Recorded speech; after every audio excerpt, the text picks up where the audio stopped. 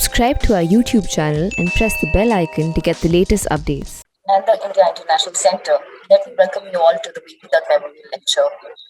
It is indeed an honor for us to co-host this lecture with the IIC and ThePrint as our media partners in the memory of leading sinologist and academic of the country, Professor V.P. Dutt. To deliver the prestigious V.P. Dutt Memorial Lecture, we have with us Professor Andrew J. Nathan, Professor of Political Science, Columbia University. As you may all know, Professor Nathan's teaching and research interests include Chinese politics and foreign policy, comparative study of political participation and political culture, and human rights. His books include Chinese Democracy, the Tiananmen Papers, co-edited with Terry Link, China's Search for Security, co-authored with Andrew Scobell, and Will China Democratize, co-edited with Larry Diamond and Mark Platinum. Professor Nathan has served at Columbia as director of the Weatherhead East Asian Institute from 1991 to 1995, chair of the executive committee of the Faculty of Arts and Sciences from 2002 to 2003, and chair of the Department of Political Science from 2003 to 2006. He is currently chair of the Morningside Institutional Review Board. Off campus, he is an Asia and Pacific book reviewer for Foreign Affairs, a member of the steering committee of the Asian Barometer Survey, and a board member of Human Rights in China. Professor Nathan is a former member of the boards of the National Endowment for Democracy, Freedom House, and Human Rights Watch. This evening, Professor Nathan will be speaking on the topic, Biden's China Policy, Old Wine in New Bottles. And to chair the event today, we have with us Professor Srimati Chakrabarti, Chairperson, Institute of Chinese Studies, New Delhi. Before I invite the chair to begin the proceedings, let me lay out the ground rules. All participants except the speakers will be muted for the duration of the event. Participants are requested to send in their questions via the chat box or use the raise hand option. Please unmute yourself only when called upon to do so by the chair. I will now invite the chair to begin the proceedings. Over to you, ma'am. Thank you, Rija. On behalf of the Institute of Chinese Studies, I welcome all of you to this V.P. Dutt Memorial Lecture 2021. A special welcome to Professor Andrew Nathan, who has very kindly consented to speak today. We have been organizing the V.P. Dutt Memorial Lecture for the last few years in collaboration with the India International Center. So my special thanks to them too. Today we were expecting to have Ms. Anuradha Dutt, Professor Dutt's daughter, who's the sponsor of this event. She's an eminent lawyer and also an alumni of Columbia University. And she was to be here, but she sends her regrets because there was a personal tragedy. She lost her uncle, Professor Dutt's brother, to COVID yesterday. So she has apologized for not being able to come here. Now, Professor V.P. Dutt, a little bit about him. Professor V.P. Dutt was born in Sialkot, West Punjab, which falls in Pakistan today, on June 4th, 1925, and passed away on April 26, 2011. We celebrate his, organized this event the month that he passed away. All these years we've had it in April, but last year because of COVID we couldn't hold it in April. We held it in October. But this year we are back to April. Professor Dutt pioneered Chinese studies in India, and he's considered to be the father of modern China studies in India. He set up the Center for Chinese Studies in Delhi University in 1964, which later became the Department of Chinese and Japanese Studies, and today it is called the Department of East Asian Studies. He graduated from Lahore University, proceeded to the US to study international relations in Stanford University. Later, he, along with his wife, Gargi Dutt, went to China in 1957 as part of the first cultural exchange program between the two governments, Indian and Chinese governments. Later, he went to Harvard University as a research fellow while working on his PhD, which he completed from the School of International Studies. As for Professor Nathan, Rija has introduced him, but I will just on a personal note say this. Well, first I would say that he is one of the renowned top China scholars of the world. He has a PhD from Harvard University. too. And he was my teacher in Columbia University when when my thesis advisor, Professor Tom Bernstein, went on sabbatical in 1981. It was the same year when I was taking my comprehensive exams. Professor Nathan guided me through it while taking my writtens as well as my orals. He was, a great support, and I'm indebted to him up to this day for that. Today, he'll be speaking on the Biden administration's China policy. This is perhaps the most important subject in contemporary world today. Since the end of the Cold War, US-China relations have had many ups and downs. During the Trump administration, there were more downs than ups. What it is going to be like in the Biden period, we would like to hear from Professor Nathan. He has deep insights into it. He's been teaching Chinese foreign policy along with internal Chinese politics. However, most people hoped that the Trump administration,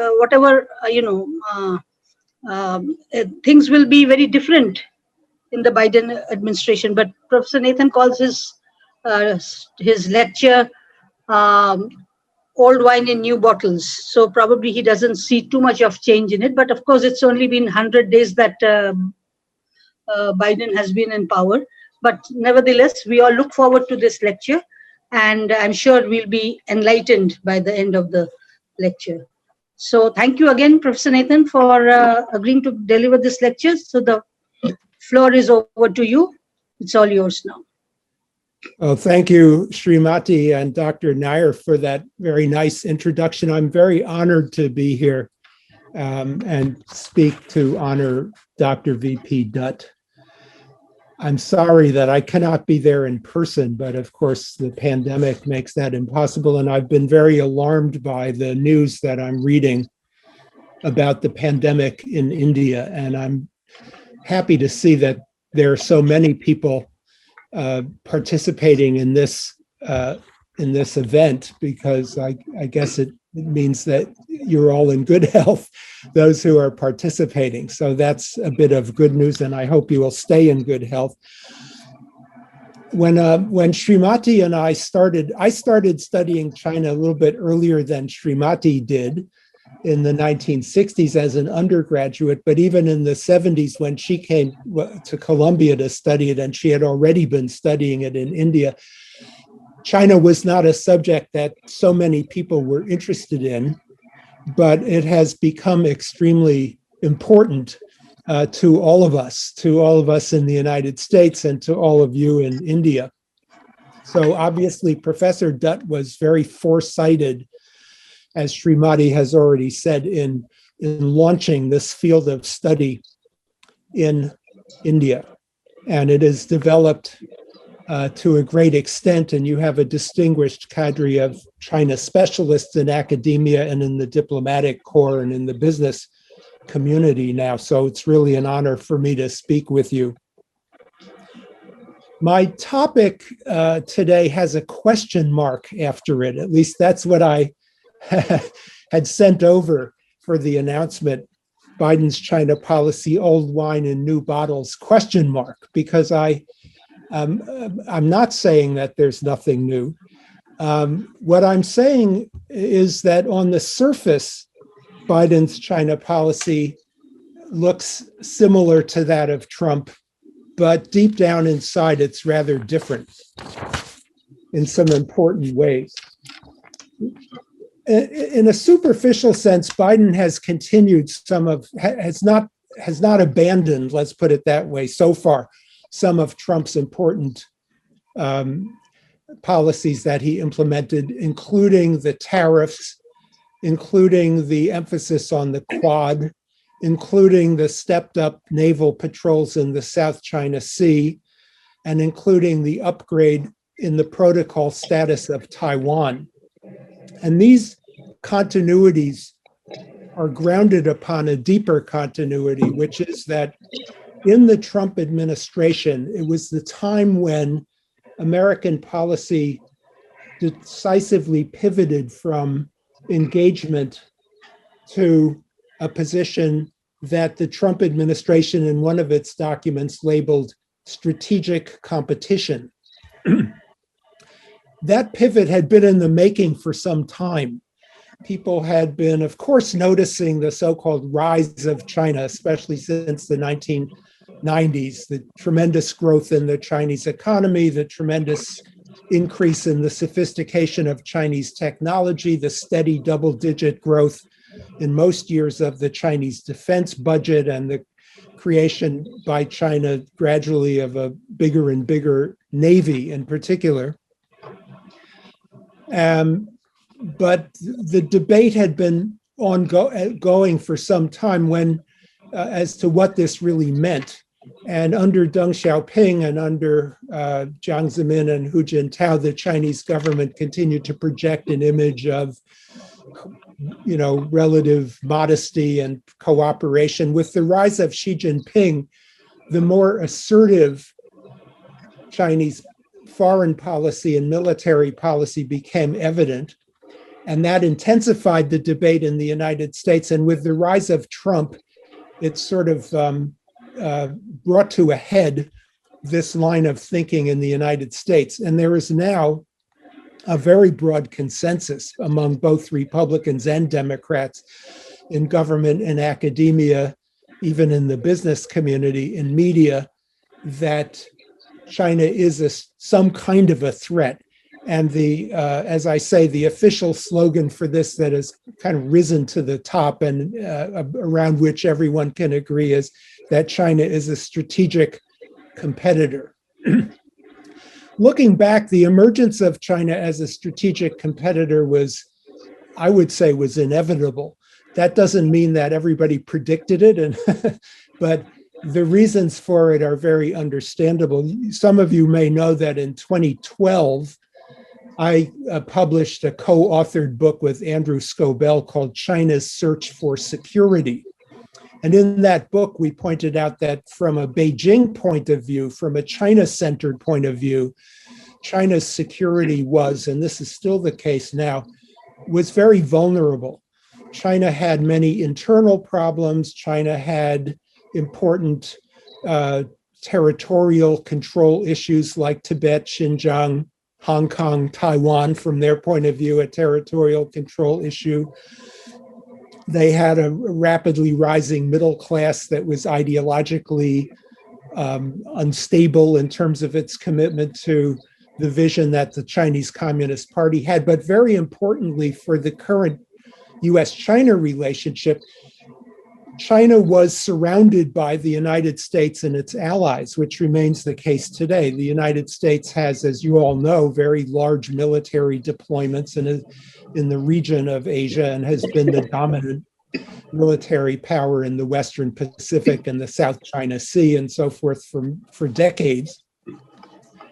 And I think that no government of China, whether it's a communist government or a democratic government, or if Srimati and I became the president and vice president of China, and we were responsible for China's security, no government of China could really accept permanently this position of American, of the United States sort of surrounding China and having the capability, if it wanted to do so, to cut off China's access to imports of oil and raw materials and things of that kind. It's just not an acceptable situation for a sovereign state.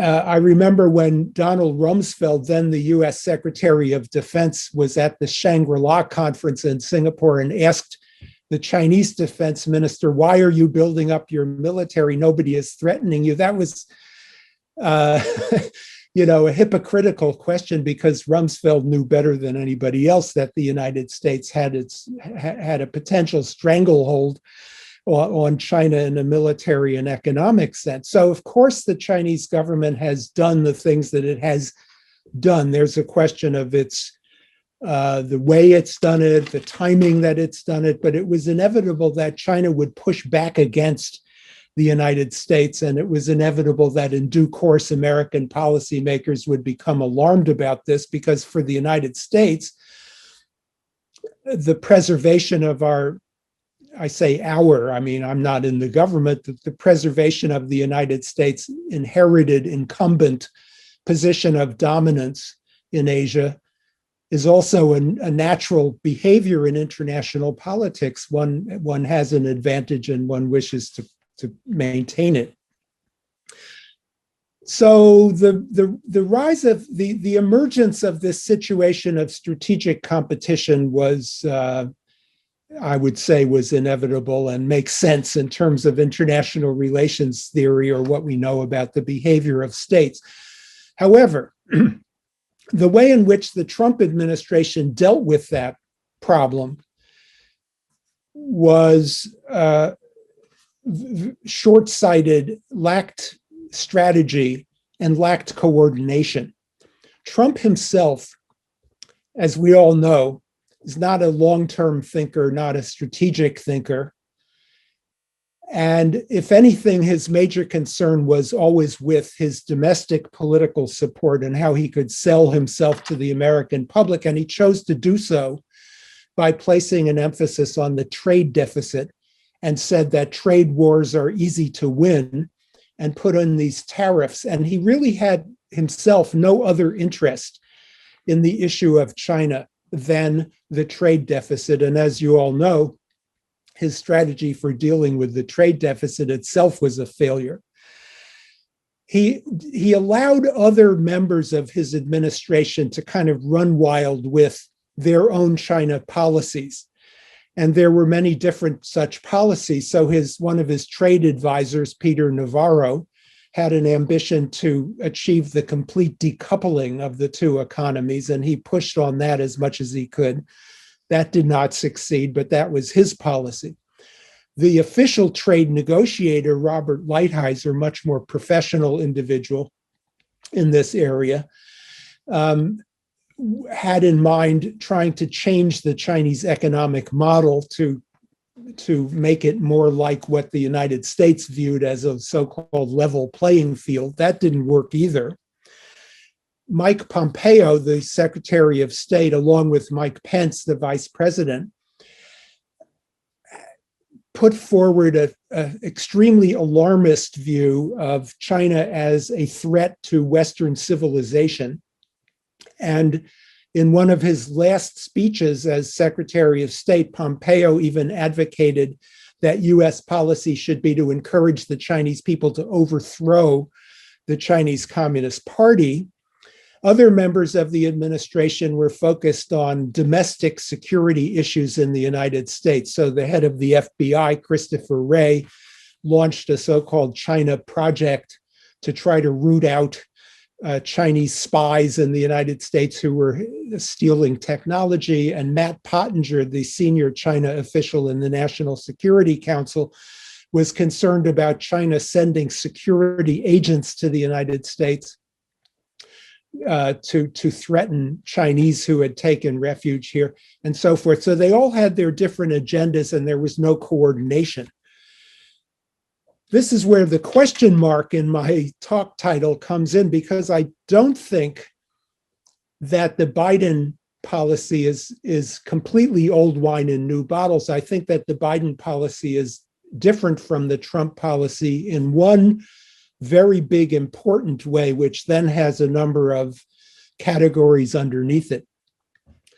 The one big important difference with the Trump policy is that the Biden policy is actually strategic. It is based upon a long-term view of how the United States can defend its position in the international system against the ambitions of China, and how, in doing so, the United States can gradually shape the options that China faces and shape the behavior of China. It is strategic and it is coordinated. So I'm sure that everybody in this audience knows the facts that I know, so I can allude to them, sort of briefly. But as you all know, Biden has appointed Kurt Campbell as the so-called Asia czar in the National Security Council. And Kurt Campbell is an official who has served many times in Democratic administrations and has great depth of knowledge about Asia and knows all of the leaders in Asia and all of the issues in Asia and so forth.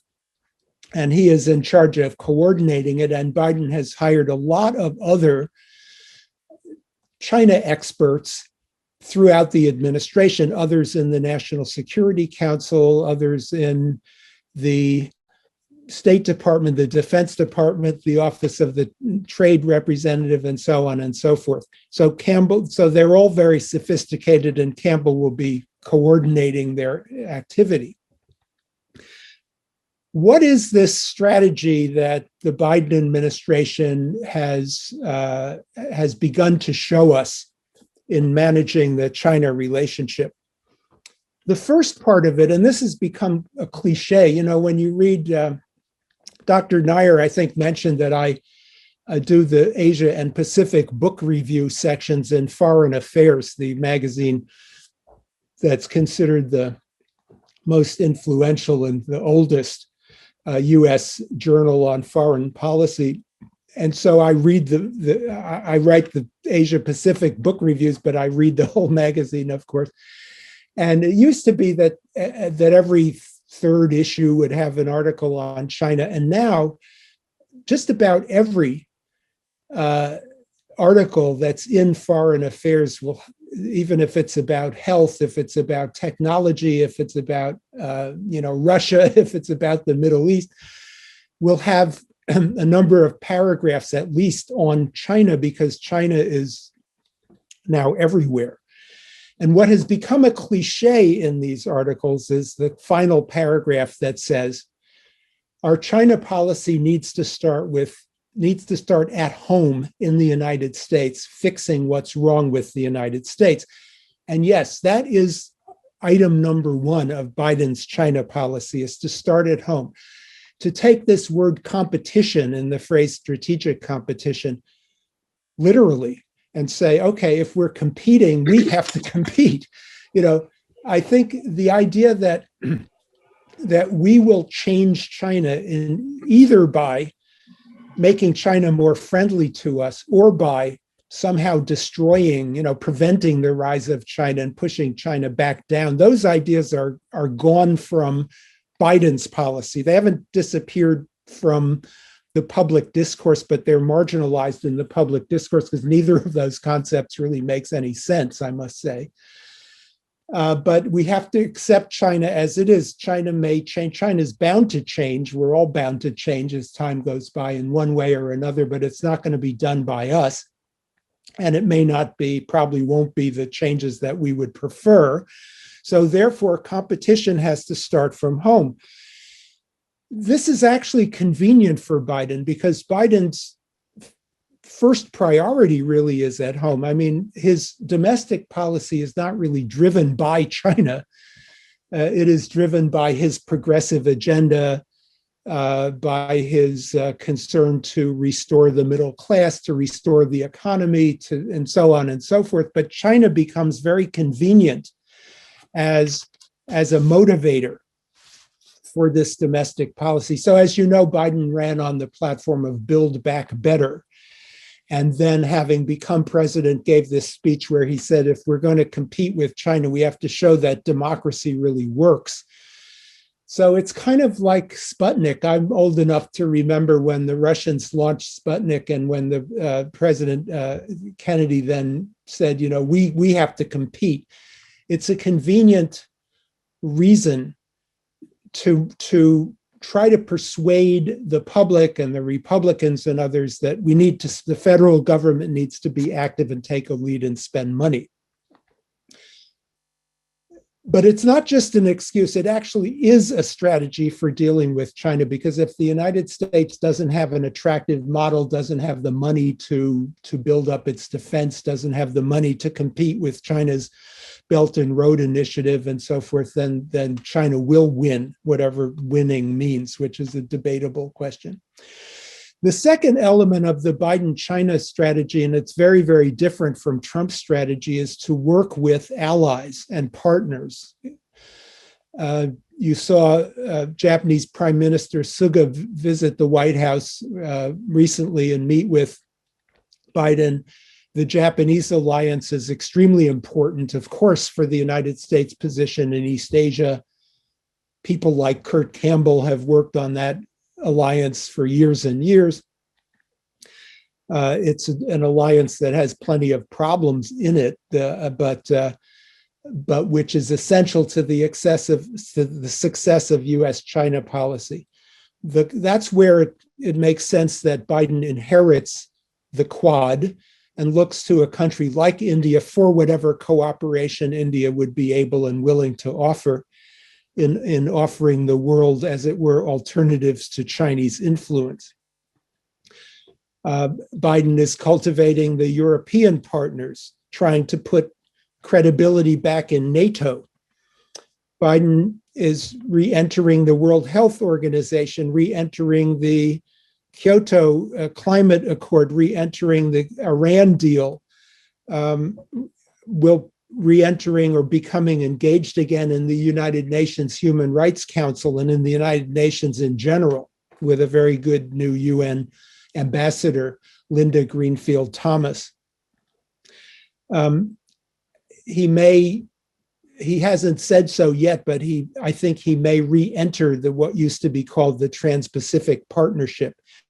So the idea is that the second strategic idea is that the big alliance network of the United States is a huge asset that we have that China does not have.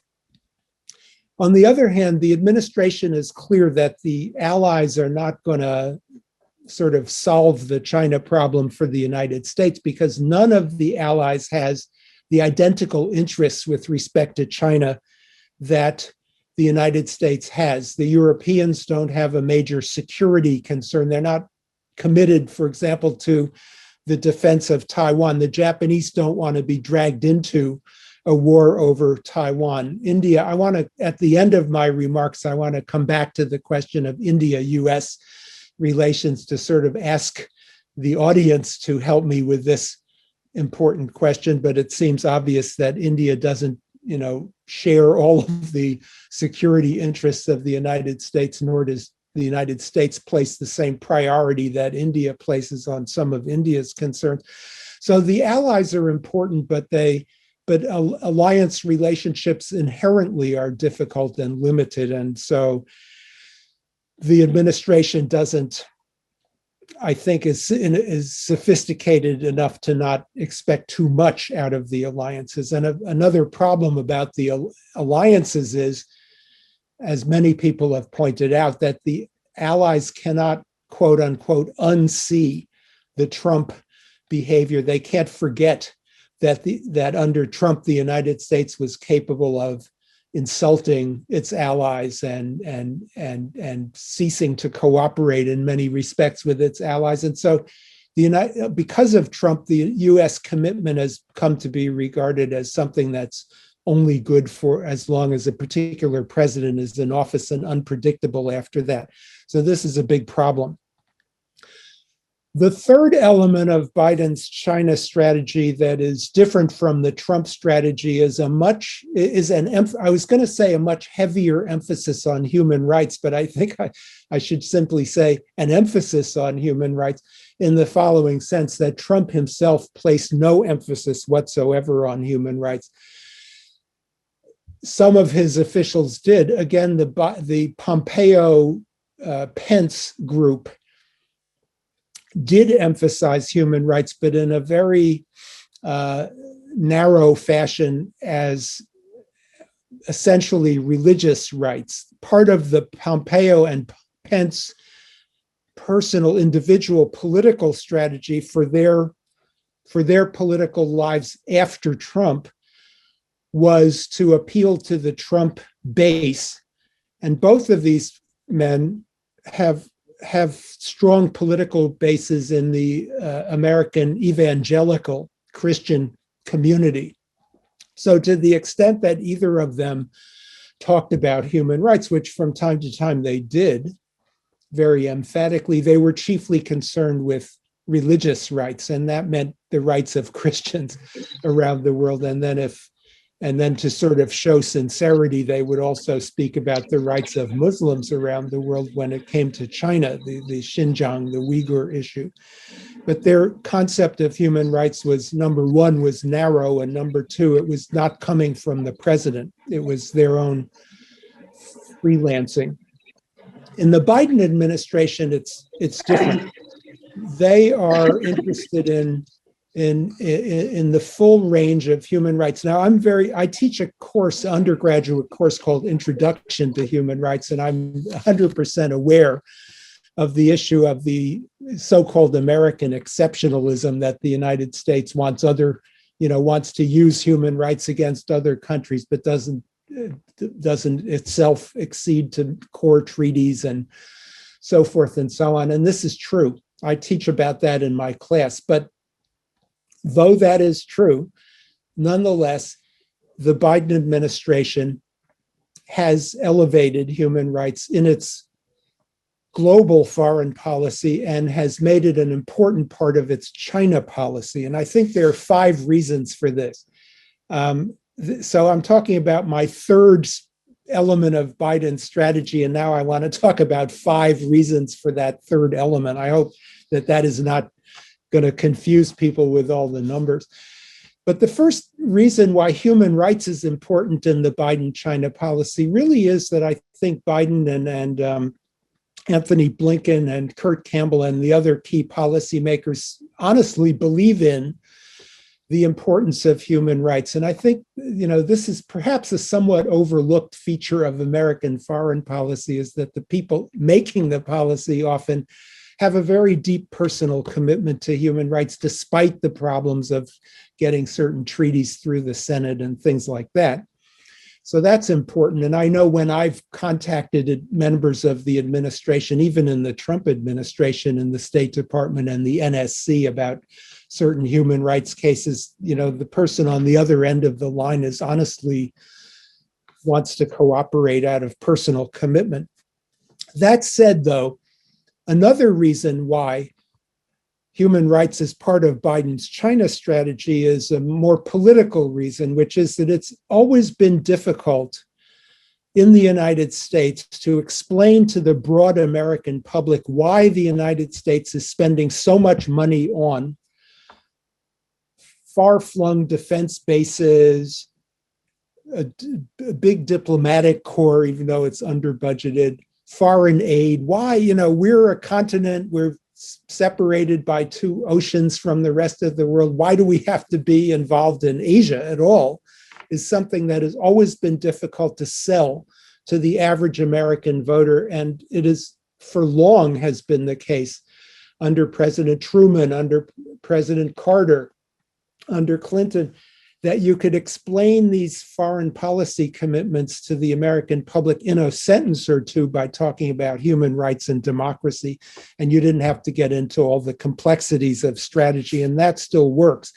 So the administration is presenting the struggle with China as a clash of values and a clash of systems. To again repeat what Biden said, we have to show that democracy works better than authoritarianism. A third value, if you will, strategic value of human rights in American China policy is that it is the one thing that most of our allies agree with us about. So with the Europeans, they may not agree, for example, or have a stake. They may not disagree, but they don't have a deep national interest in, say, the security of Taiwan, but the Europeans do believe in the importance of human rights.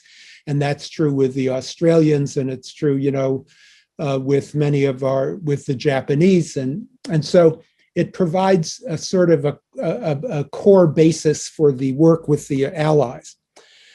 Another value of human rights in a strategic sense is that it remains a weak point of Chinese foreign policy as China seeks to expand its soft power, its influence around the world, although some authoritarian leaders like the Chinese model, and some parts of the global public like the Chinese model for its efficiency and its effectiveness. Excuse me, let me turn that off. But a lot of publics in Europe, Japan, and Australia, and to some extent as well in other parts of in the so-called global South, and I'm sure in India very much so, and in the Muslim world, are aware of the human rights violations in China and consider that to be a negative of the Chinese model. And finally, I think we need to keep up pressure on China's human rights, because it does make life, it encourages those human rights activists within China and makes life more difficult for the Chinese government. Okay, back to the major strategic elements of Biden that are innovative. The fourth innovative one that's different from the Trump administration is a search for areas of cooperation with China. So the Biden administration does not interpret strategic competition as 100%, as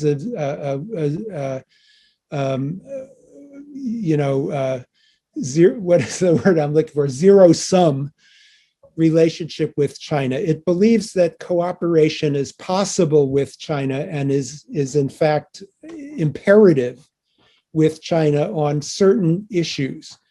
The obvious example of this is climate change. Without cooperation between China and the United States on climate change, the world is going to burn up and we're all going to die. Now, recently, Foreign Minister Wang Yi of China was quoted as saying something about this that I think was misinterpreted by the media. He was misunderstood as saying that if the United States criticizes China on human rights, China will not cooperate on climate change. The fine print of what he said was more nuanced, although I don't have the quote to give you right now, but it was a vaguer threat. And I think it is safe to say, and I think that the Biden administration believes that China will cooperate on climate change if the United States takes significant measures itself on climate change. If the United States takes significant measures on climate change, then China has to do so, or otherwise the benefit of American actions will disappear and China will suffer the consequences. If, on the other hand, the United States does not take measures on climate change, then it's no use China doing so, and they might not. But in other words, it's kind of China has to do it if the United States does it for their own, absolutely for their own interest. The other big area, and the trip of John Kerry to China last week shows that this is the Biden administration policy, and in my impression, shows that that policy is going to work with respect to climate change. The other big area of mandatory cooperation is with respect to global health. And then there are other areas of cooperation that are very, very desirable and not mandatory: global infrastructure, the Iran problem, the North Korea problem. There's a lot of potential for cooperation where interests overlap, and the Biden administration strategy is to pursue those areas, to pursue those potentials. Now, cooperation, sitting in in New Jersey, being a university professor, it's easy for me to talk about cooperation in very broad terms, but I would like to point out to everybody, and I'm sure that you have thought of this already, that when one gets down into the details of cooperation, it becomes much more difficult. It's not easy at all, because there is always the question, if we embark on a cooperative program with respect, for example, to climate change, who will benefit more from the projects that are undertaken? So, for example, in the area of climate change, there's the question of who's going to control the new technologies that are needed to ameliorate climate change. We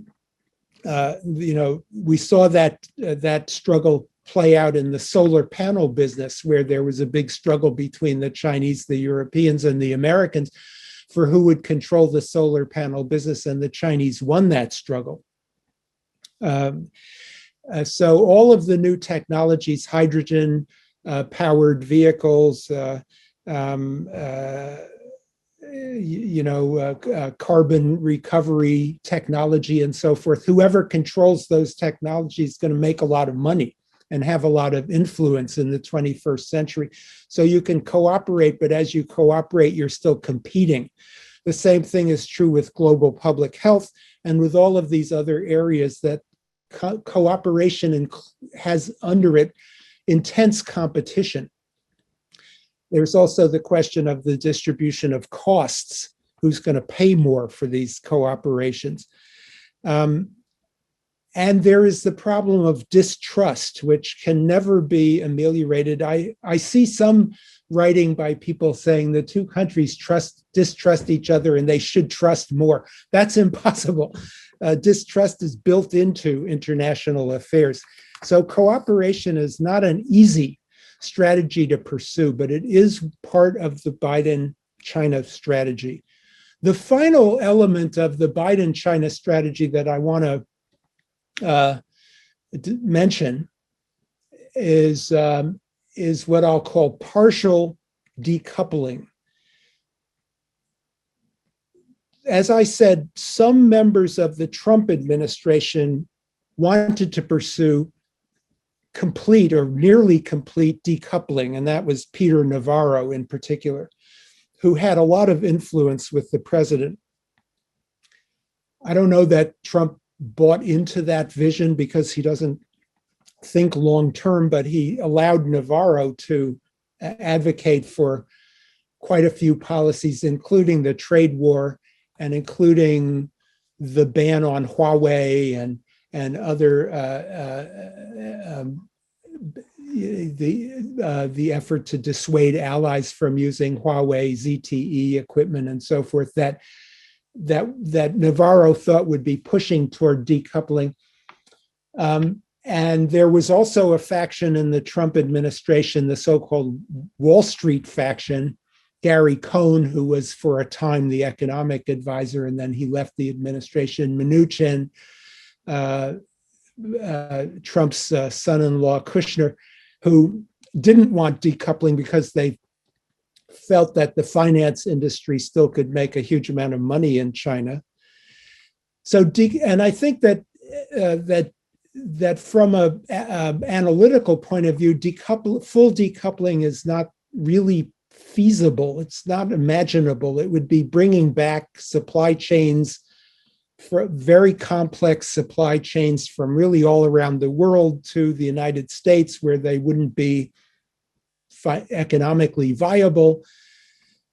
This is a debate, but my view is that full decoupling was never possible. But partial decoupling, I think, has become inevitable. And that is the creation of at least two and maybe three, if you count into Europe as a third one, three independent cyber economies. Because of the crucial nature of 5G and all kinds of cyber infrastructure to the security of any nation. If you're using Chinese equipment, I don't know what equipment India is using. I should have looked that up, but it just occurs to me now that I should have looked it up. But if you're using Chinese equipment, the Chinese are going to be able to spy on you. I don't claim to be a cyber expert, but I think this is something that even an ordinary person like me knows. If you use Chinese equipment, the Chinese can spy on you and the Chinese can turn off your electricity and your water. If you use American equipment, the Americans can spy on you and can turn off your electric and water. And if you're using European equipment, the Europeans can do it. I just think that in the cyber domain, the defense is always behind. And we've seen so many examples of this. And the only way to be secure is to have your own system. And that in that area, I believe decoupling is going to occur. But in terms of many other big parts of the economy, decoupling will not occur. So I think that what I've just described is the Biden policy on economic relations. Now I'm coming close to out of time, but I want to have a couple more points to make. So that's my view of the Biden-China policy and my answer to the question of, is it old wine in new bottles? It's not, it's really quite new compared to the Trump policy in its details, in its strategic details.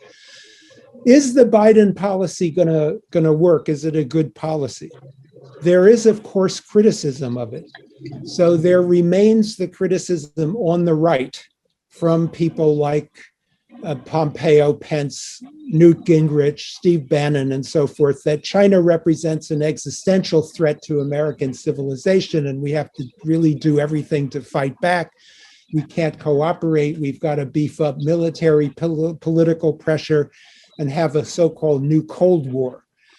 There is also a critique from, I would say, China doves. I wouldn't necessarily put them on the left, but China doves, who argue that China has legitimate security aspirations that should be acceptable to the United States. The US should find a graceful way to abandon Taiwan.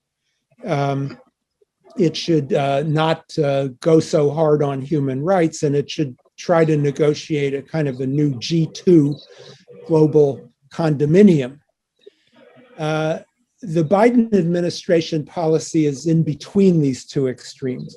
And I think the Biden administration policy makes sense. I do not think China is an existential threat to Western civilization. It doesn't have an ideological program like the old Soviet Union had for the whole world. It doesn't have an alternative view of the world order. It wants more influence in the world order. It's not militarily expansionist in the sense that Taiwan is something that China has always claimed, and which I think under international law it has a good claim to. And beyond Taiwan, it's not planning to invade or doesn't have launch a claim against anybody. And the same thing about the two Indian territorial disputes with China is that I don't see these as aggression in the sense that they are longstanding claims that have some kind of legal, I'm not trying to take sides on it, but it seems to me they're sort of legacy claims rather than representing an expansionist ambition. And thank God, I think the Chinese leaders are realists and they are not adventurists. They're not crazy. They're not Hitler. And they will respond in a rational manner to American policy. If American policy is effective, then Chinese policy will adjust.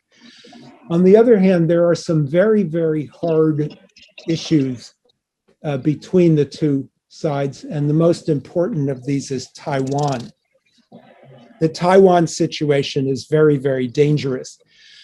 It's hard for Americans to, I think for most Americans to really understand why Taiwan is so important. Why is it important to China? Why don't the Chinese just let the Taiwanese have what they want? And why is it important to the United States? It's very far away and it's relatively small and it's in China's, natural sphere of influence. But the fact is that Taiwan is very, very important to both sides for good strategic reasons, as well as for reasons of, in the Chinese case, there are nationalism reasons. In the American case, democracy reasons. But there are also very hard material strategic reasons why Taiwan is important to both sides. China will, in my opinion, never give up. Even if Srimati and I become the government of China, we won't give up our ambition to control Taiwan, nor will the United States readily abandon Taiwan, which is so important to our credibility and to our position in Asia. So this is a dangerous situation. There's a new paper out from the Council on Foreign Relations by Robert Blackwell and Philip Zelikow about the Taiwan issue that says that the American military strategy for deterring a Chinese attack on Taiwan is no longer viable. I can explain why, and I agree with that. I can explain why that is if we have time in the discussion. And they recommend a very sophisticated, nuanced, largely political strategy. And the Pentagon is debating over different deployments and equipment. The Taiwan problem is a big problem. So I come out with a sort of mixed, pessimistic, optimistic view of the US-China relationship. I think it is possible for us to navigate our way through this strategic competition over the course of some decades without a catastrophe, but it is not guaranteed because the Taiwan issue is so important to both sides. Finally, if I can just have a sentence or two about what all of this means for India. And I put this forward in a very humble way because I'm speaking to you and you have thought about this in a lot more depth and you know a lot more than I do about it. But when I think about it from a sort of simple point of view of what are India's most important strategic concerns, and what are the United States' most important strategic concerns? In the case of India, I would say, and here I'm talking about not about domestic security for the moment, then it's going to be Pakistan, it's going to be Chinese influence in Pakistan, Nepal, Sri Lanka, Bangladesh, it's going to be Tibet, and so forth. And none of these things is a primary security concern for the United States. Of course, the United States is aware of it, but it's not at the top of the list. And in the case of the United States, the primary concerns as regards China have to do with Japan, North Korea, Taiwan, the South China Sea, which are issues in which India has an interest, but not a primary security interest. The chief area where very important security interests overlap between the two countries is the Indian Ocean and whether the Chinese Navy will become a big factor in the Indian Ocean. I think there's room, and we've seen some room for cooperation there, but I think my conclusion is a very conventional one here, which is that the prospects for India-US cooperation around the China issue are quite limited. They do exist, they are important and valuable to both sides, but they're quite limited. I put that out there as a question really to ask for your feedback. So let me stop there. I'm a little bit over my assigned amount of time, but not too far over. And I really look forward to questions and comments and discussion. Thank you very much, Professor Nathan, for a very fascinating and absorbing lecture. I don't have the capacity to make a good summary of this excellent lecture, but I'll just point out what you said in the beginning, and that is that on the surface, though it looks as though there is not much difference between the Trump and the Biden administration, but deep inside there are differences, which you pointed out. And you said that policy is strategic according to the Biden administration, and there is a unanimity in the United States that China is a threat and a strategic competitor, and things like human rights is an important issue. Now, I will not keep the audience away from their questions and answers, questions that they have for you, questions and comments. So Rija and Colonel Venkat will probably help me and Samanvai in this, because I saw many questions in the chat box and some hands raised. So how do I start? I'm not very sure, but can Rija and Samanvai or Colonel Venkat just help me in this? The question answer session will be for half an hour.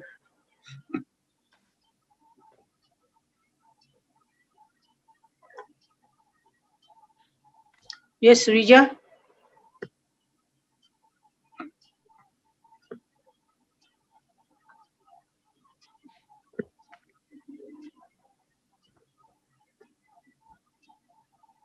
Rija, are you there?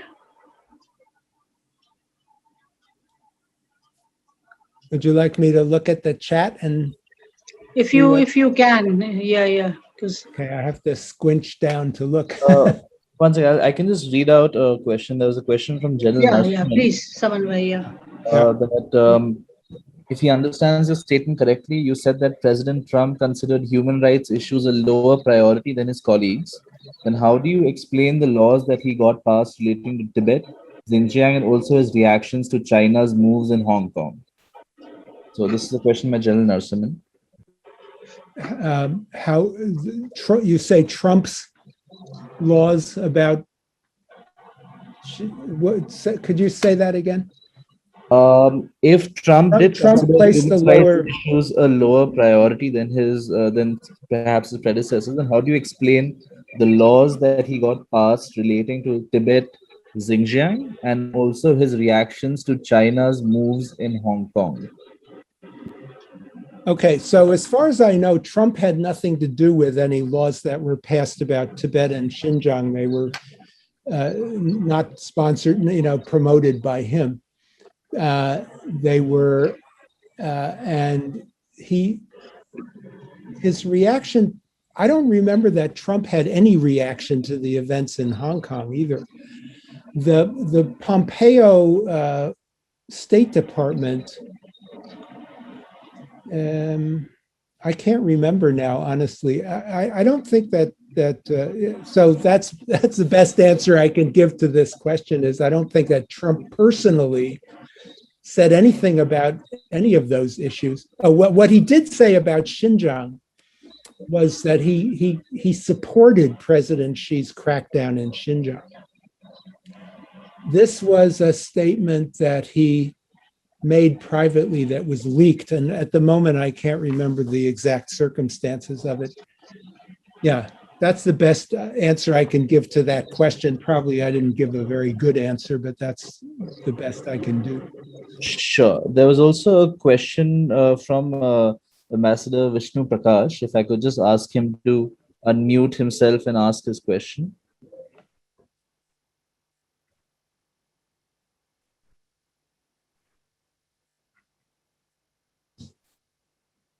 Ambassador, would you like to ask? Yeah, I will. I hope I'm audible. Yes, sir. Okay. Yeah. Greetings, Professor Nathan. I just had two questions. One, when you said that China has a sense of insecurity, I would argue that it is more posturing because that is how they build a ground for doing whatever they want to do, like the propaganda that they have to wipe out a century of humiliation. Because for developing countries, including India, I mean, we have 200 years of colonial rule. So every country that way has a century or 2 centuries of humiliation, but you don't go about fighting with other countries. That is one. On Taiwan, I think that is the acid test for the US, because US is seen as the net security provider and the US has security treaties with a number of countries. And if Taiwan is let down, and if China is allowed to use force against Taiwan and get away with that, I think that will greatly impact on US standing in the Indo-Pacific region. Would appreciate your comments. Thank you. Yeah, on that second point, I agree with you. And when I try to explain to students, why is the US so committed to Taiwan? It's 10,000 miles away and so on. That is the primary reason. If you can imagine, if the US doesn't have a treaty commitment to Taiwan, but it has this Taiwan Relations Act and the whole history that gives, is a de facto, as you said, commitment to the defense of Taiwan. And if that commitment turns out to be either the US lacks political will or lacks military capability to fulfill that commitment, you can imagine how South Korea, Japan, Australia, the NATO allies would rethink. Allies are always rethinking the credibility of the American security commitment. It's always a question. That's natural. But if the U.S. doesn't effectively protect Taiwan, then the answer has, as you said, that's the answer to that. It's the acid test. And so that's, I think, the number one American interest in Taiwan. The other American interest in Taiwan that has now emerged is Taiwan's command of advanced chip technology, the Taiwan TSMC, Taiwan, I forget what that stands for, company that produces these advanced chips, which are crucial to the control of so many sectors of the 21st century economy. It's also is a democracy, so the question of democratic values comes into that. On your first point about insecurity, it's true that the Chinese government does the propaganda about the 100 years of humiliation and China standing up and China resuming its place and so forth, and that propaganda is effective. But I think it's also true that China has no allies. China is surrounded by countries that do not trust China, that the United States has military forces surrounding China, that the United States Navy dominates the global supply chains and so on and so forth. So both things, I think, are true at the same time. You can't really say that today, if you, Ambassador Prakash, were the president of China, you wouldn't say, well, my country is sufficiently secure, I'm going to cut my military budget and just count on the Americans not to attack me. You wouldn't say that, and I wouldn't say that. Right. Okay, Sure. I think there's a question from Krishnan Varma about how far and with what degree of commitment is the Biden administration expected to pursue the policy of blocking off China from stealing technology. Is strengthening the Quad an effective way forward, and how? So this question of China stealing technology is very important because it has both military and economic implications. The military implication is just building on what I was just saying with Ambassador Prakash, that we have to find a way to effectively deter a Chinese attack. And a lot of it is technology. So China has developed this, so-called asymmetric capabilities, anti-access area denial, A2AD capabilities of submarines, of space, cyber, missiles, and so forth. And the United States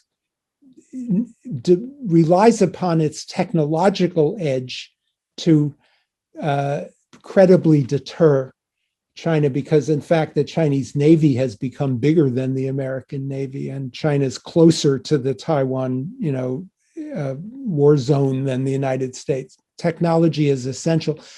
It is also essential to the prosperity of the economy, not just military technology, but new biotech. I'm not a big tech guy, but new technology and biological engineering, new technology and autonomous vehicles and so forth. Whoever controls these technologies is going to make a lot of money and be more prosperous. And China has many both legal and illegal ways of acquiring technology from the United States and from Europe and Japan as well. Some of it is espionage that's illegal. A lot of it is actually not illegal. It's reading scientific and technological journals. It's purchasing or buying a stake in American and European companies. It is visiting scholars and PhD students into, departments of American universities that are doing advanced research and so forth. So yes, the Biden administration, the Trump administration, not Trump himself, but Christopher Wray, the FBI guy, and some members of Congress as well, and the intelligence community have been very, very concerned about this, and that concern has continued. Now, the hard part of the question that was asked is, what can we do about it? And that's really, really tough. So, for example, the idea that, okay, let's not let any Chinese students and scholars come and study in American physics or engineering or chem departments would be just self-destructive. We shouldn't do that. But how to know which things to, which programs to allow to be open and which ones have to be closed, very tough. Do you cut off academic cooperation? One thing they are doing, the Congress is going to pass a law to make it more difficult to put more federal scrutiny into Chinese investments in high-tech firms in the United States, and the Europeans are also doing that. So this is not an easy problem to solve at all. And I'm not the one with sort of an original answer to it, but I know that the government is working on it. And this is an element of continuity, but between Trump and Biden, it's a consensus point. Thank you. There's a question from Rushali Saha. Can we expect a return to the Obama-era pivot strategy under the Biden presidency, given his close involvement in formulating the same under President Obama? Yes. Well, yes, not with that name anymore, right? But insofar as the pivot strategy had the element of working more with allies, for example, putting more pressure on Japan to cooperate with the United States in planning for a Taiwan contingency, and had the element as well of increasing U.S. military deployments in Asia. Those two parts of the pivot strategy are continuing, but the name of it has not been revived. The pivot strategy, and a third element of the pivot strategy was a more intense diplomatic engagement with, for example, with ASEAN. And we haven't seen that yet in the Biden administration. But, Kurt Campbell, who's the Asia czar for Biden, was really the designer of the details of the pivot strategy. So I think the same elements of strategy are there. In the Biden administration, it wasn't very successful, especially the military part of it was really not much. And you see Biden announcing the end of the war in Afghanistan. And I think that's part of what many have long advocated, which is that the United States needs to take its military budget and personnel and put them where the real security issue. Let me restate that, Afghanistan is a real security issue, but to put our assets in the place that's most important. And there are many important areas, including Europe, and we have to deter Russian aggression in Europe. But I think the Biden administration views Asia as the number one security concern for the United States. So in that sense of shifting resources to Asia, but how to shift, you can't just take the existing military assets, let's say aircraft carriers, and put them in Asia and deter China, because China's asymmetric military strategy has already created the ability to sink aircraft carriers. So it takes a much more fundamental rethink of the deployments and the platforms. Thank you. I think I'd also like to call on our director, Ambassador Kanta. I believe he wants to present a question as well. Thank you, Professor Nathan, for that brilliant lecture of yours. I agree with you that Biden administration's China policy is significantly different from Trump administration's. My one question that I have, you talked about 100 days of Biden administration. Do you think administration's China policy has already taken concrete form, or is it still work in progress? Do you expect the policy to keep evolving as with passage of time? That's one. My second question is, you brought out the two aspects of Biden administration's China policy. One, in sense of continuity, treating China as a strategic competitor. But Biden, at the same time, is looking at China, cooperation with China in certain critical areas like climate change or provision of global public goods as an imperative. How these two aspects will sort of interface with each other?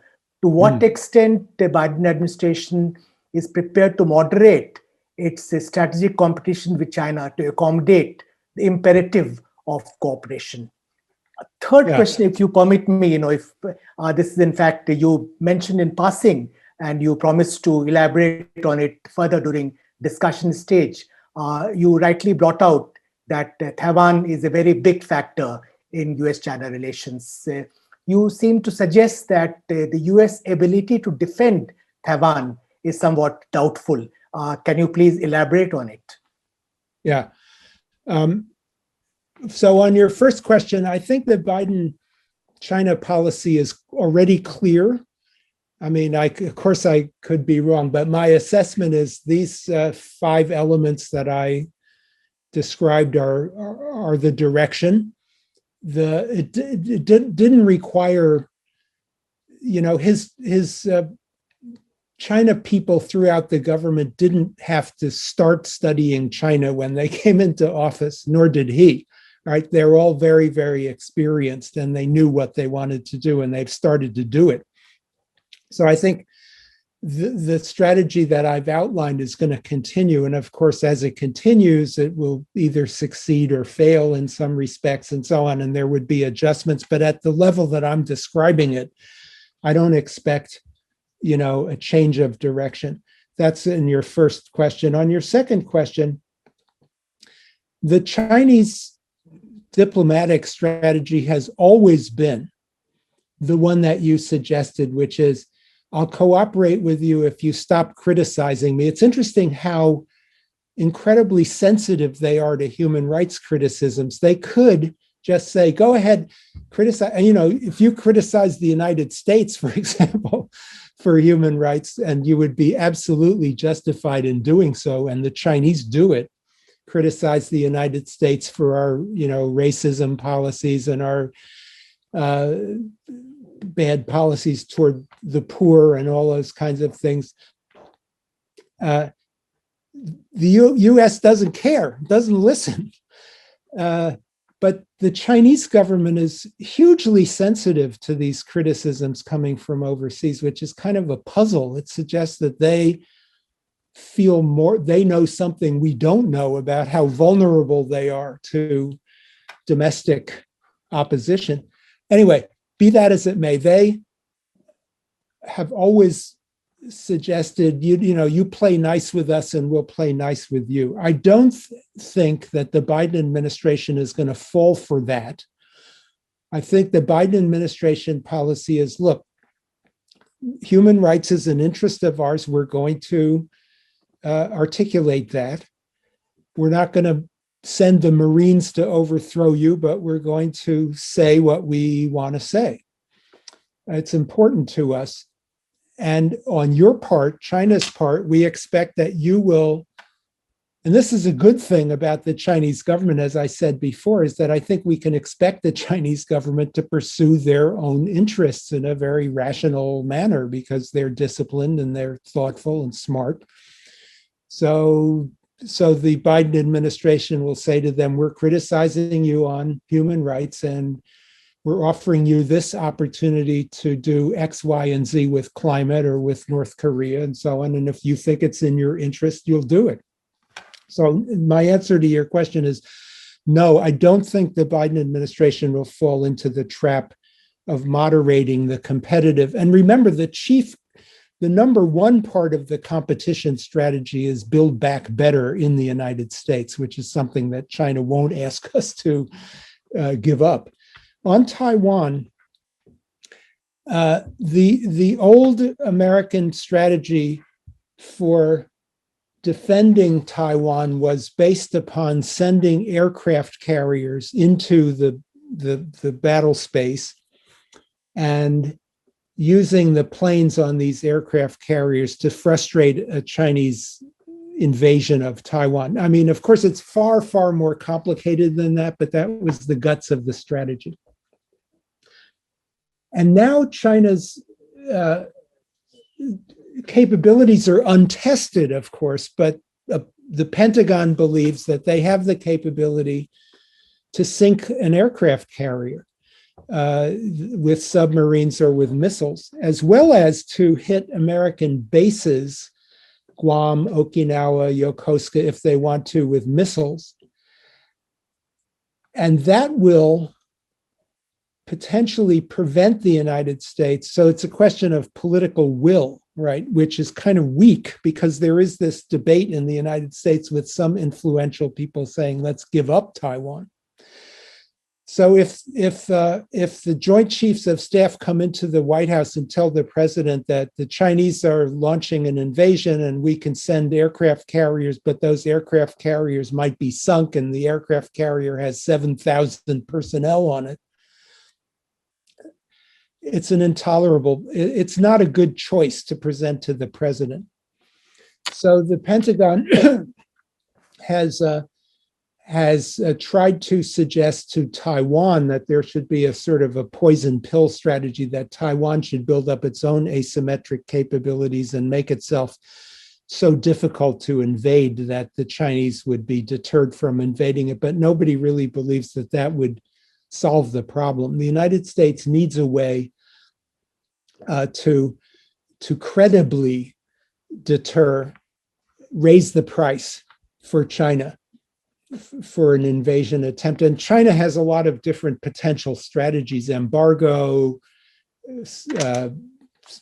subversion, and so forth. But the sort of main strategy is this idea of bombing Taiwan and then having an amphibious invasion, which they're prepared to do. They have the training for that kind of a thing. So that's what I meant. I haven't fully explained it because it's very complicated, and even my own understanding of it is only that of a civilian. But that's the big picture. Thank you very much. Yeah. Sure. I'd also like to call on Ambassador Saurabh Kumar. I believe he wants to ask a question. Thank you. Can you hear me? Yes. Yes. Yeah, thank you very much, Professor Nathan. I also enjoyed your talk and listening to your answers. But you won't mind if I make a question to you and a comment with it. See, you said that the Trump administration thought China to be an existential threat. You didn't think so to the US. So I'm sorry, Ambassador. Let me just repeat why I say that, please. But you also say that again. The Trump administration thought what? China was an existential threat to the US. Oh, yeah. But you didn't think so. But you also said that in the cyber area, there are three main players, and depending on whom a particular country goes with, it is vulnerable to that country attacking its basic infrastructure. So China, EU, or the US. So if that's not an existential threat, what is? The capacity, you have the technology, the capacity to do that. And it is expanding. You also have the capacity to supply it at a cheap price. So how do you say then that it is not an existential threat? And may I make my comment here? This is the question. You see, despite your very good talk, the overall impression we are left with is you're saying a bit of this and a bit of that. The Trump administration, for whatever its reputation, took a clear view towards the end after the 4 speeches by the 4 leading officials of the Trump administration in June last year, took a clear position, creating what's called a moment of awareness about the Frankenstein kind of monster that strategic indulgence by the US above all and by the West in general had led to post-71 under the Kissingerian framework. So this recognition that there had been an omission in perception above all, which led to gaps in policy. Now, there's no point denying it. We can't go back on that moment of awareness. we may handle it differently, and the Biden administration, like any other succeeding administration, would do it its own way. So there's no point getting into, in my view, the details of how they are doing little different or little that. Is that basic perception there or not? Is it tenable in our view or not, particularly scholars and others? That is the question they have to address. Thank you very much. Oh, thank you. I accept your criticism that I'm saying a bit of this and a bit of that because I'm a great admirer of the Indian Foreign Service. I know that you guys cannot get away with saying a bit of this and a bit of that. You have to be very, very clear and strong, and you are. So I accept that criticism humbly. On the existential threat thing, what some people in and around Trump seem to believe, well, so you'll have rhetoric from people like Pompeo, Pence, Bannon, Gingrich, that the Chinese threaten our way of life or they threaten our civilization. And I think what they're saying is something like the Chinese are not white and they're not Christian. And and they're, yellow ants and things like this. They don't say it like that, but they're basically saying that if China takes over the world, we're going to lose our American way of life. That's what I was alluding to. Now, you're quite right that if China were to get control over our cyber infrastructure and make all of our cars and trucks crash and turn off the traffic lights and the water and stuff, that would be a very severe threat. And you could even call it an existential threat. But I don't think that there's any rational Chinese strategy for, like invading the United States and taking over the government of the United States and eliminating the autonomy of the United States, or even launching an unprovoked attack on our cyber infrastructure. But I agree, those are two separate things. And if you want to say that crashing our infrastructure is an existential threat, I can accept that. On your other question about the Trump breakthrough, I'm not one of the people who likes Trump, so it's very hard for me to give Trump much credit for anything, honestly speaking. But what I tried to argue is that the Trump administration happened to be the moment when a long-standing rethink of the China-US relationship culminated. So yes, you're right. It happened on his watch. As somebody said in the chat, it started with Obama, with the pivot. A lot of people contributed to it, but Trump did come in and dramatize this and sort of consolidate and crystallize the consensus. So you're right. It was a kind of breakthrough, and it is a permanent breakthrough. It has permanently changed American opinion, but not only American, so I mean, this same breakthrough has occurred in Australia and in Europe and perhaps in India. I think India has long been very suspicious of China. And I think maybe we have to give credit, if you will, to Xi Jinping. It's Xi Jinping's assertive, self-confident foreign policy that has caused a very widespread reaction, not only in the United States. Samanway, I think we have time to just squeeze in one question. We have to end it by, maybe 8:35 Indian time and 11:5 New York time. I'll just One last question. One last question from Varun Sharma. That do the events at Anchorage during the China-American diplomats meet demonstrate that China is going to be an aggressor? And does it mean that the Biden administration has to catch up and reorient its policy towards China? Basically, just the effects of the recent meet at Anchorage. So the two sides gave, tough public talks, and then we've heard, without seeing the transcript, that in the private talks they were more, pragmatic. I wouldn't say cooperative, but sort of talking about practical things. So the U.S. has come out of the box with this strategy that I described, which heavily includes the human rights component, and it's I think understandable, and we would expect the Chinese side to forcefully respond and articulate their own position. They have a strong position that certainly makes sense in its own way, that our human rights is our own business, Taiwan is our territory, the South China Sea is undeniably Chinese territory, and so on. They have their own position, and they're very articulate about it. I don't find that at all surprising. I don't expect the Chinese to sort of knuckle under to any of the American positions. It's going to continue to be a competitive and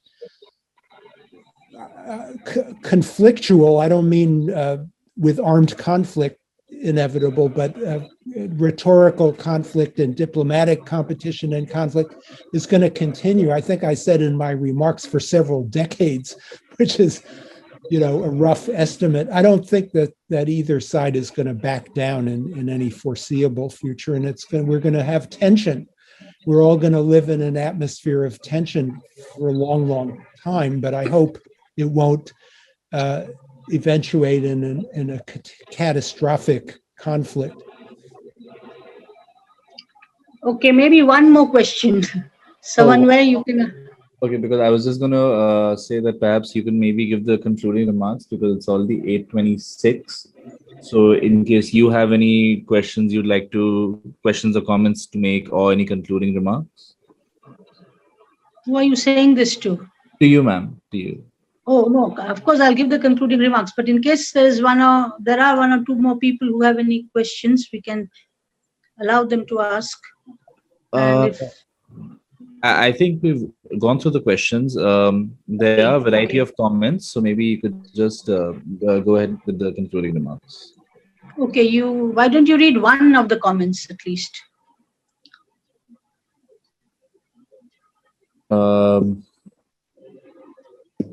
Sure.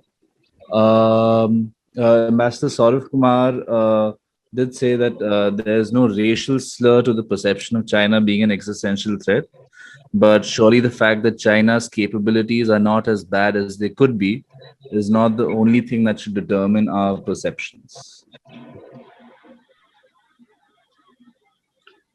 Would you like to comment on that comment? I'm not sure I understood the comment that China's capabilities are not as bad as they could be.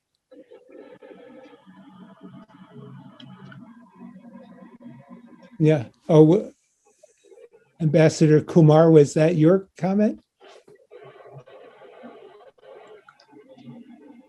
Yes, please unmute Ambassador Saurabh Kumar. Unmute him. Thank you. Thank you. Yes, please. That was in response to what you were saying, that they are not able to do this, they are not able to influence the American way of life. So there are many things they can't do, and maybe some attributions on the US side don't hold water. But my main point was, see, both politically you can dispute whether they are an existential threat to the American way of life. That's a matter of perception. But via the technological route now, today, cyber, which you drew attention to yourself, they are, so to say, objectively an existential threat. The political thing is subjective. You can argue. I'm not sure if I would agree with you that they are not an existential threat. To the American way of life or to the world at large, the values question is not a minor question. So we should not shy away from it. That is the main point. In that context, I have to say this. Thank you. Mm-hmm. It's important to try to imagine what would be the worst case scenario. Important, but very, very difficult.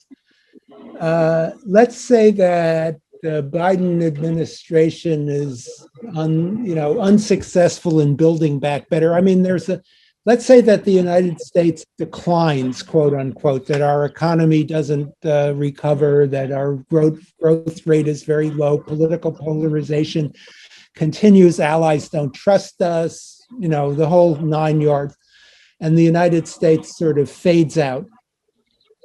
It's still sitting here, but it no longer exercises much influence. China then, and let's say that at the same time that China's economy continues to grow and it holds together politically and it breaks through the mid-level income trap and all of those kinds of things and becomes the biggest economy, which it will become. Worst case scenario, then what happens? Well, in that case, China faces a world in which there's still, India is still there, Japan is still there, Russia, Europe, so then what will China's ambitions be in that scenario? So I'm just suggesting, I don't think I have an answer or time to answer this question, but I agree with you that it's important to think about the worst case scenario, but it doesn't necessarily mean that China will replicate the type of hegemony that the United States has exercised for a number of decades. It might not be in China's interests or within the capabilities of China to sort of replicate a unipolar system because there are a lot of other powers around. Now, is that existential threat or not? It would be it seems to me, chiefly an existential threat that the United States would impose upon itself in the scenario that I sketched, and not imposed upon us by China. Okay, I think that's all we have the time for. Once again, thank you very much, Professor Nathan, for the lecture and for answering the questions. Thanks to the audience for listening to this lecture and also for some of the very interesting questions and provocative questions that you have asked. We now come to the end of this year's VP Dutt Memorial Lecture. However, before I end this program, let me thank India International Center for partnering with us. And also, I want to show my deep appreciation to the junior staff of ICS, Rija Nair, Colonel Venkat, Adya, and Samanvay Huda for putting this together. They have done a great job. So thank you all once again, and special thanks again to Professor Nathan. We look forward to your articles for China Report. We'll be in touch through email. And to all of you, stay safe and bye-bye. Thank you to everyone. Bye.